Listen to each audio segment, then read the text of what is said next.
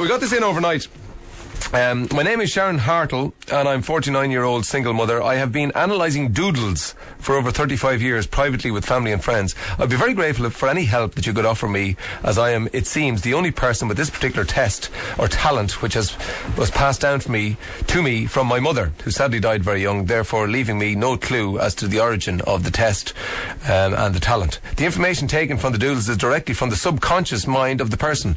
I approached the Enterprise Board in Carlow, who are currently supporting my research.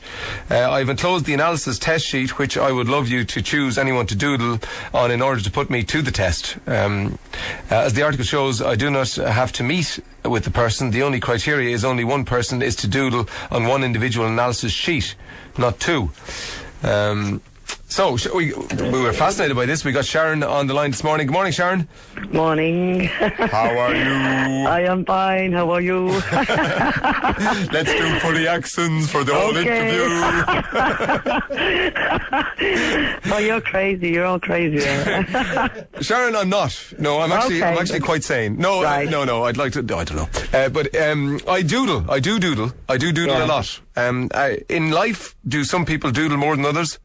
I think everybody generally, especially if they're on the telephone, tend to doodle a lot. So I suppose it depends on your circumstances as well. If you're working, say, for example, as a roofer, you probably don't get much opportunity to doodle. Whereas if you're in a situation like me, where you're sitting at a desk a lot and you're at a lot of meetings, you've more opportunity to doodle, don't you?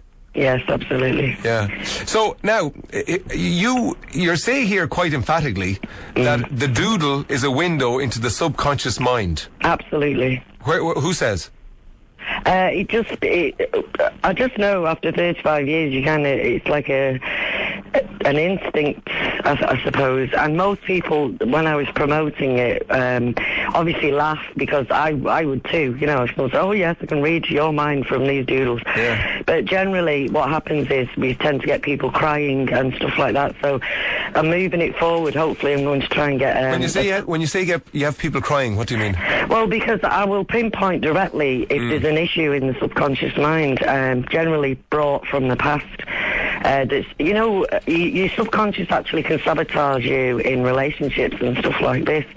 People don't realise that, you need a healthy subconscious, just like you need a healthy mind or a body. How would you define the subconscious, just for people listening? It has a different timeline, and it does help you. People don't realise that. Especially, say, you're in a job or even in a relationship, and suddenly things are happening and you're like, why am I doing this? Because I really care about this person. You're doing silly things, like say it's a house and you've just moved and it's brand new. Suddenly you're redecorating, moving furniture, and you're like, why am I doing this all the time? It's because you're not happy. And your subconscious has ways of sabotaging you in relationships and other things. Right. I suppose it's better than tarot cards or reading tea leaves, because the person directly has put something to paper. They've actually made a connection between their brain and their hand to do this doodle. Ray, I have to say this. It's actually based. It is a science. I believe. I have a degree, and I have. But no, you don't have a degree in doodling. No, but who does? Yeah, I mean, this is why I've asked, to help me, because... Okay, right, you have a website. I know a lot of people are going to be fascinated by this. Analyticsireland.com. ANALYTICS Ireland.com.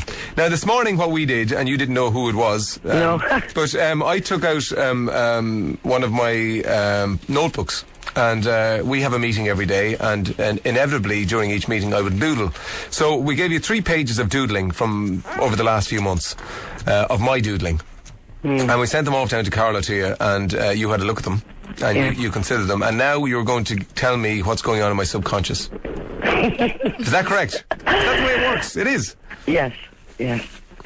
And you don't mind anything like that being aired at all, no? Your private life, basically. Oh, what are you going to say?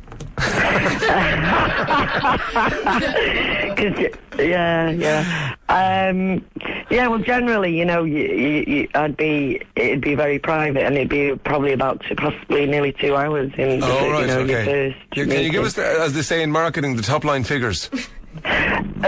I don't understand the question. No, but can you give me the sort of the highlights, the headlines? And here's the news from inside Radarcy's subconscious. The headlines are, okay, the headlines are. Yeah. I don't know you, and I've never met you, so I'm going off the doodles.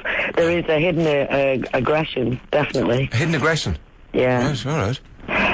There are issues going on at the moment. There's about roughly, I'd say about 9 people that are actually around personal, that you know personally. 5 of those are still around, and 4 there are issues with, as in they've gone or been cut off. So that's right. Yeah. I've never cut anybody out of my life.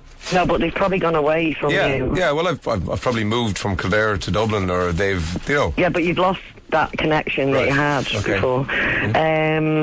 Very innovative. As well. That's a good thing. Yeah. Also, I think there's a crisis. I'm not being funny with you, but there is a spillage, an overspill, what I call overspill, which is that this person needs to deal with things. They really do need to deal with it, because it's actually spilling out onto other things. So your personal life, I would say, presently is starting to come out, which is not something that anybody really particularly wants. You keep that private and keep it in. Well, I suppose my private life and my personal life have been sort of entwined for the last while, because Jenny, who used to work on the show, and she has worked on the show for 9 years, she has taken some time off. Right. She's my partner, so there has always been a sort of a link between the personal and the work sphere. Yeah. I suppose if I'm honest, I would be sort of fretting about Jenny not working on the show anymore, because I don't know the show without Jenny. Yes. Well, there's this kind of tie there that has been, it's bothering you a lot. Whatever this is, it's really affecting you. How do you see that? What have I done? What have I done to my doodles? I don't know. It's just because some of those. No, some of those doodles I've been doing for years. There's one where I do a sort of a. It actually looks like the women's aid. Yeah, is it like an elbow, 2 elbows? Yeah, do you know the cancer thing? It looks like that.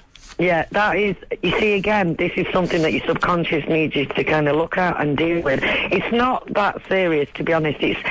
Would you say that you kind of rely on luck a lot?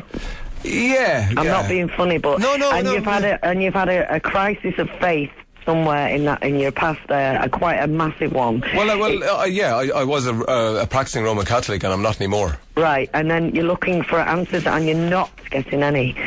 Well, I don't. Yeah, because I don't like if you don't have a religion.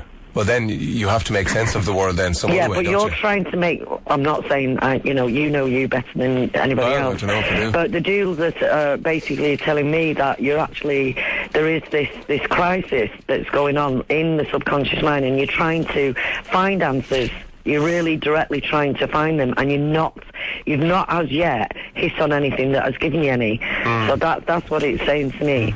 I suppose it's sort of a modern thing that people need something. If you don't have religion, how do you fill the void in your life? Exactly. Yeah, my doodles always. Are you religious yourself? I would class myself as a humanitarian, which is every religion, every. Right.